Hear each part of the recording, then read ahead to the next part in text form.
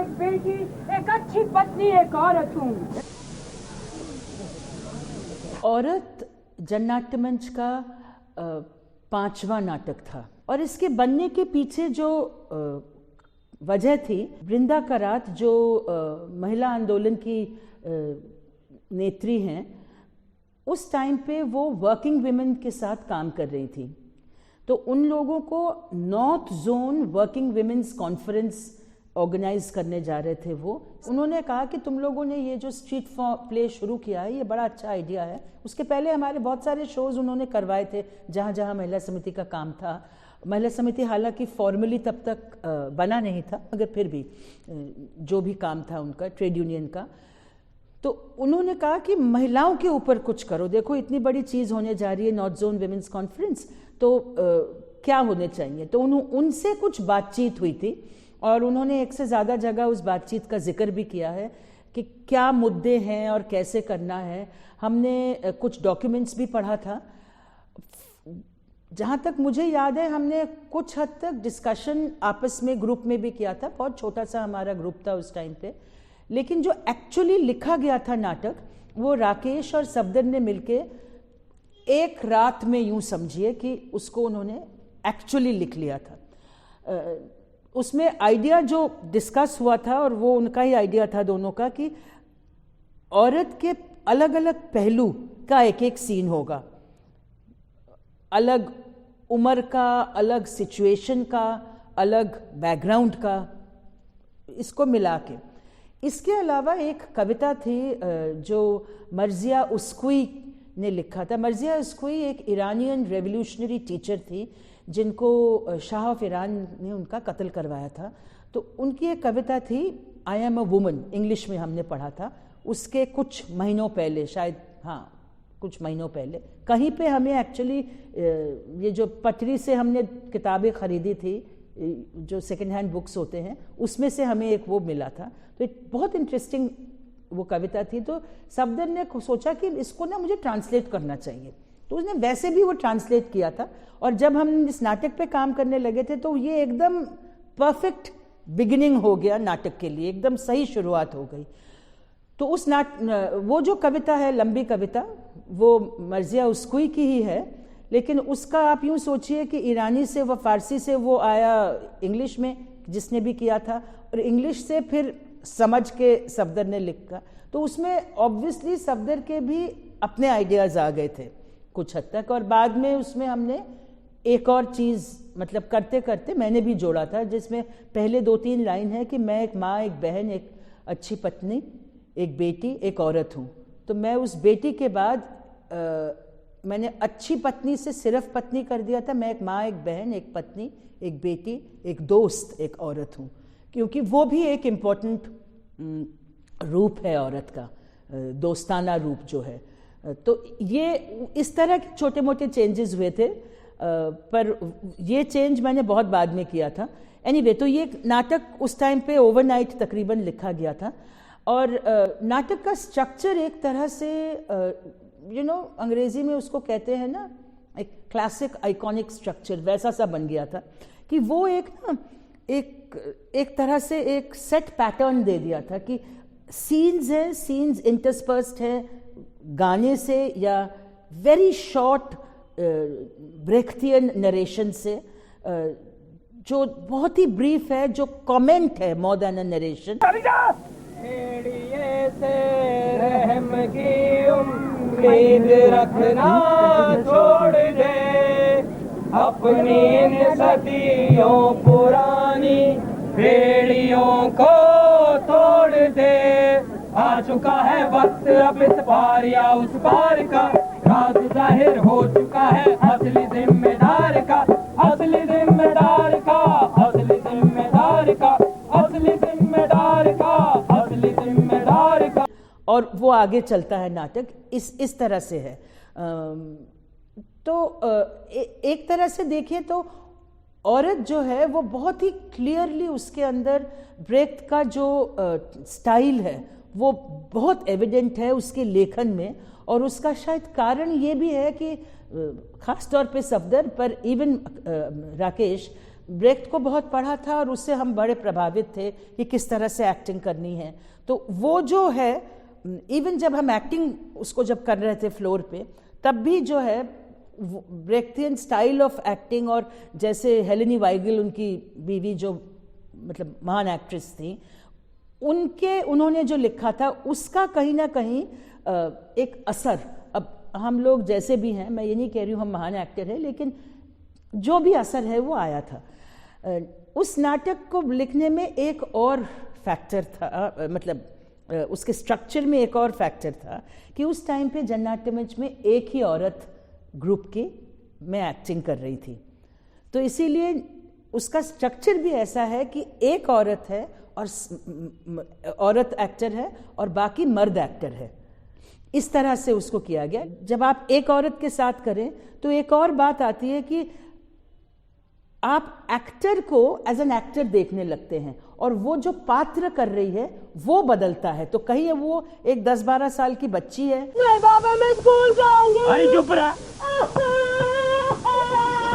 कहीं वो 16, 17, 18 साल की कॉलेज गोइंग लड़की है, मैं फिजिक्स पढ़कर इंजीनियर बनूंगी, कहीं वो एक शादीशुदा औरत है। दान दहेज के नाम पर तो बाप को सांप सूंघ गया, और बेटी है कि होश ही ठिकाने नहीं।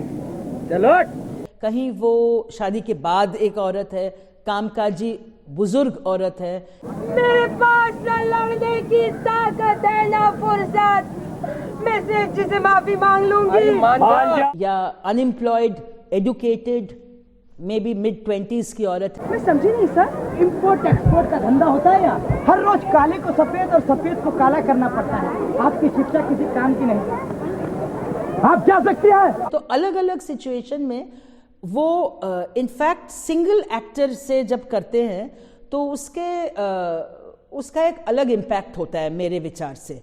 पर ये भी बात है जो हमने बाद में एक चेंज किया था कि जो सूत्रधार है, देयर इज एक सूत्रधार है नाटक में जो जिसके जरिए गाने होते हैं और कुछ चंद कमेंट्स आते हैं नाटक में।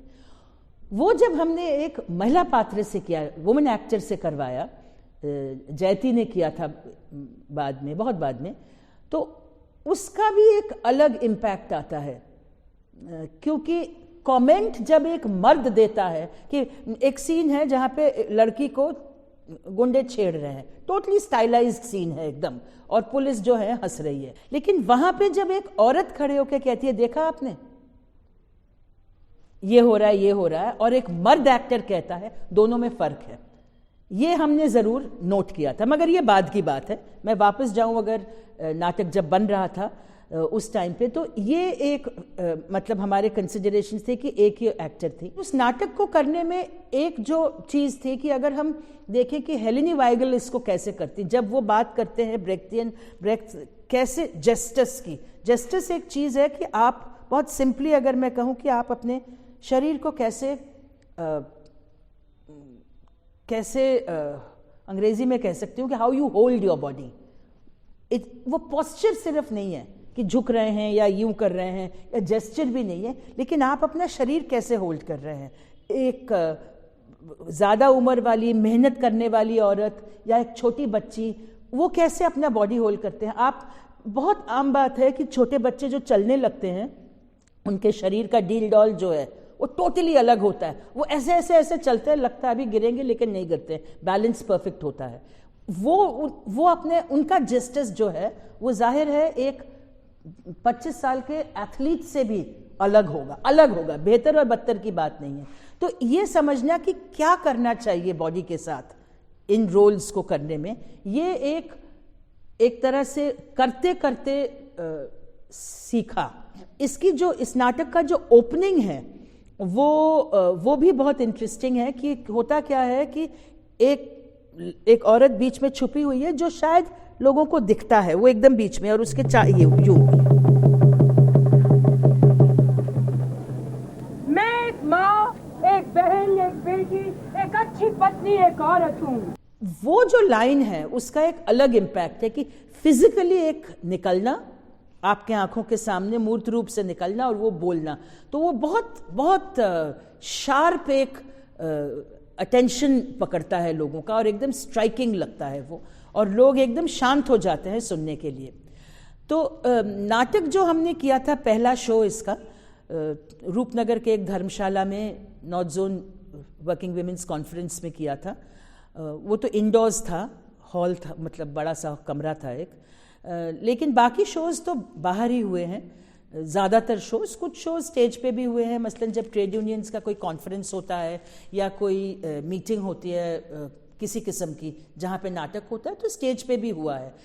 इस नाटक के 4000 से भी ज़्यादा परफॉर्मेंसेस हुए हैं इतने सालों में, और जाहिर है कि पहले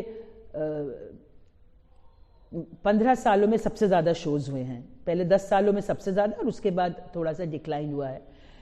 इसके शोज़ अलग अलग जगह पे हुए हैं। कहीं पे मोर्चा लग रहा है किसी धरने का, वहाँ पर भी हुआ है, कॉलेज के ऑडिटोरियम में भी हुआ है, क्लासरूम के अंदर भी हुआ है, कॉलेज स्कूल के ग्राउंड्स में भी हुआ है, फैक्ट्री, बेशुमार फैक्ट्री इलाके में हुए हैं, स्लम्स में इसके सैकड़ों शो हुए हैं। तो शायद ही ऐसी कोई जगह है जहाँ पे नहीं हुआ है। तरह तरह के, जहाँ जहाँ जननाट्य मंच जो भी नाटक जहाँ पर भी किया हो, उस सारे तरह के जगहों पे इसके शोज हुए हैं। इसका प्रचार भी बहुत हुआ है, क्योंकि ये नाटक और हमारे शुरू के 8-10 नाटक जो हैं, वो उत्तरार्ध एक मैगजीन है जो साथी सव्यसाची निकालते थे मथुरा से, उन्होंने ये छापा था, और उत्तर भारत में इसका बहुत बहुत प्रचार हुआ था, मतलब फैला था, लोगों तक पहुंचा था ये नाटक। इस औरत और कुछ और नाटक, मशीन जैसे, ये हमारा अनुमान है कि भारत के ज़्यादातर भाषाओं में ट्रांसलेट हुआ है। ये जर्मन में भी ट्रांसलेट हुआ है, वो शायद उसकी रीडिंग हुई है एक बार, ये हमें किसी ने बताया था कि हम कर रहे हैं। अब हमने कहा ठीक है, थैंक यू वेरी मच, हमें बता देना, स्क्रिप्ट भेज देना। हम पढ़ नहीं पाते, मगर उन्होंने, अभी मुझे याद नहीं है उन्होंने भेजा था या नहीं, पर मैंने तो इसके नाटक को और भाषाओं में देखा भी है, और ट्रांसलेशंस जो हैं वो मैंने सुने हैं दूसरी भाषाओं के। ये इनफैक्ट पाकिस्तान में, कराची, लाहौर में, और वहाँ पे तहरीक निस्वां करके एक विमेंस ऑर्गेनाइजेशन है, उन्होंने इसको बहुत पहले किया था, 80 के दशक में, ये शायद 81-82 में ही किया था इसे। सिलोन में ये हुआ है, बांग्लादेश में हुआ है, और नेपाल में हुआ है। ये तो हमें एक्चुअल खबर है। फिर हमने ये करना इसीलिए बंद किया था मूल रूप से कि हमें लगा कि हमें कोई और नाटक भी महिलाओं के ऊपर लाना चाहिए। और फिर हमने वो बोल उठी किया था सन 2000 में, जो अगेन एकदम ही अलग किस्म का नाटक था, और अपने आप में वो भी बहुत ही इफेक्टिव, डिफरेंट स्ट्रक्चर, लेकिन मतलब एक तरह से जो अंग्रेजी में कहते हैं कॉम्प्लीमेंट करते हैं, एक दूसरे के पूरक होते हैं, औरत और वो बोल उठी, वो वैसे हैं, एक दूसरे के पूरक हैं वो।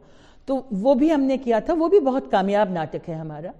लेकिन औरत जिस टाइम पे आया था, उसका एक और मतलब एक और उसने एक रोल अदा किया था, और इसीलिए हम जब बाद में देखते हैं तो हमें समझ में आता है कि उसका कंट्रीब्यूशन किया था, कि वही टाइम था जब महिला आंदोलन जो है वो धीरे धीरे बन के सुदृढ़ हो रहा था और आगे बढ़ रहा था, और उसका एक तरह से डेवलपमेंट हो रहा था।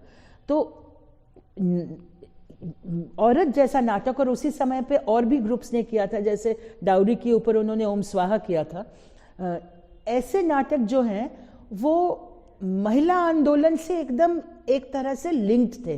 तो बहुत सारे विमेंस ग्रुप्स ने भी इस नाटक को सिर्फ खेला ही नहीं, उन्होंने रीडिंग भी की इसकी।